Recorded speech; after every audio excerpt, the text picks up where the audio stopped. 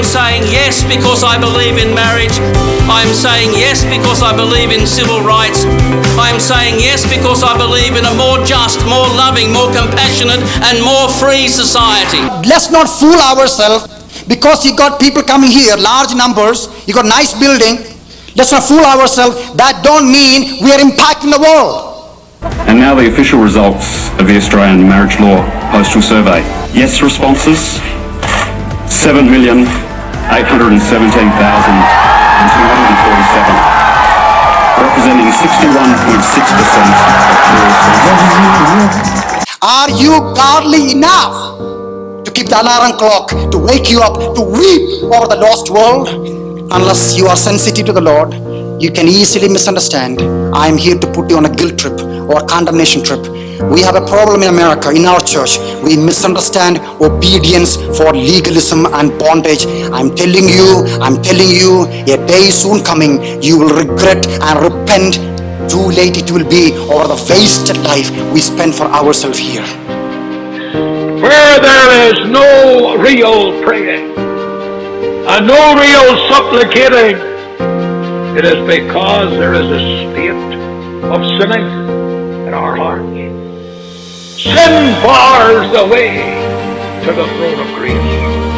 And of course God turns his back upon prayerless people. And I've told young preachers time and time again, your congregation will listen to anything if you do it through tears. If they know your heart is broken, you're not trying to beat them over the head, but you're trying to accomplish repentance through the grace of God, and yet the word of the Lord has to come like a two-edged sword. The world out there that do not know Jesus, and our priority number one must be, Lord, I love you. As a result of that, I give all to touch the lost world.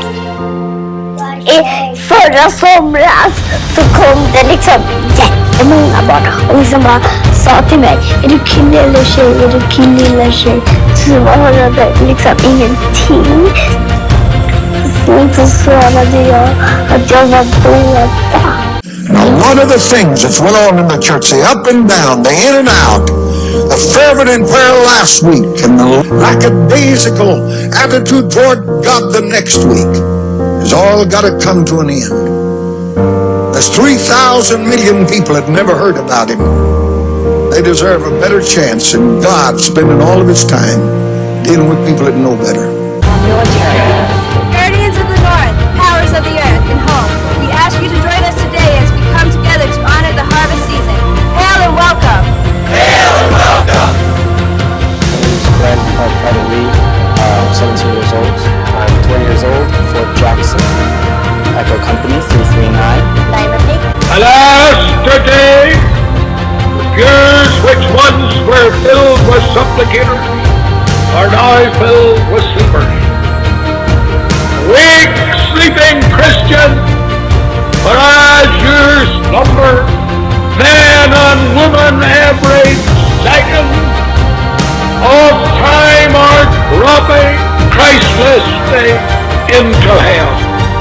Oh, for a great awakening amongst us. How cold we get. How worldly we become. How careless. Statistics indicate that there will be one or two of you who are struggling with some form of pedophilic interest. And that's because we're talking about biology. We're talking about a sexual orientation, something that we simply cannot change. And on top of that, every day new people are born with the same difficulty. So it's not practical to eliminate these people from society. They haven't done anything wrong. So rather than letting our emotions rule, please let's be mature about this problem. 1 John 5:19. The whole world lieth in wickedness. The whole world lieth in wickedness. Hosea 7:2. And they consider not in their hearts that I remember all their wickednesses. They are always before me. They forget that I know all about their wickedness, and it's always before me. This is a day when people bomb their noses and a holy God. And some of your wives and husbands are going to hell. And yet it moves us not a bit. I said it moves us not a bit. Girls as young as 12 are working as prostitutes outside San Diego's naval base, and much of the public doesn't know. You mean church? We hardly believe it. Our neighbors are going to hell, and some of your children are going to hell. The word says, be not deceived. God is not mocked. What things soever a man soweth, that shall he also reap. This is the day of eat, drink, and the merry. And yet Almighty God does take this pleasure-mad world and cut it off and send it to hell now. Hell is real.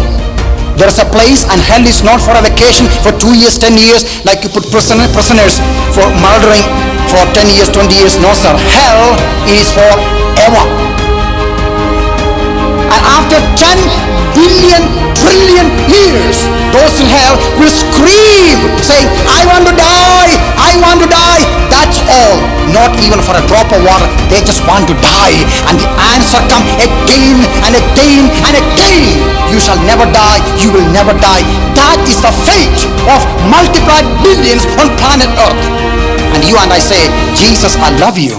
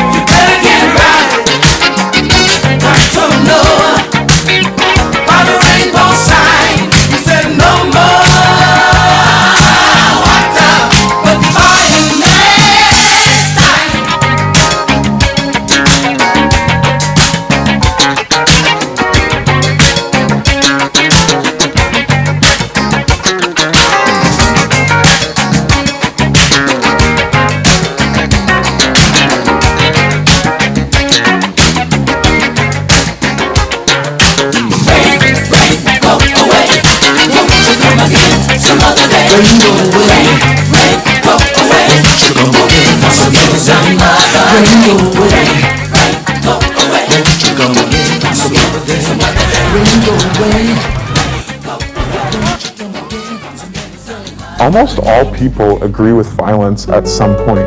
The world from it knows that Almighty God is gone. It's trapped in its sin. But one thing we can do is to warn them, and God Almighty going to save some of them to the praise of the glory of His grace. Let a preacher begin to draw the line, and let it preach that the gospel is not less holy than the law of God, and let him preach that God someday come down here to die so that men could do as they please. One of the marks of a false preacher is that he heals the wounds of sinners rightly. Oh, don't be too quick, my brother, to dry that tear away. The tragedy of today is not people who have burden. It's the people who don't have it. The preacher must make himself heard. He demands to be heard. He doesn't walk in the environment of religious silence. He walks in the environment of the shout of God the Holy Ghost. Let every gospel preacher be honest. Let every gospel preacher be true. Let every gospel preacher be bold. Let every gospel preacher be faithful. Let every gospel preacher be outspoken and plain spoken. The true preacher's message needs to straddle the whole world. Son of man, I have made thee a watchman unto the house of Israel. Therefore hear the word of my mouth, and give them warning from me. When I say unto the wicked, thou shalt surely die, if thou givest them not warning, or speakest to warn the wicked from the wicked way, save his life, the same wicked man shall die in his iniquity, but his blood will I require at thine hand.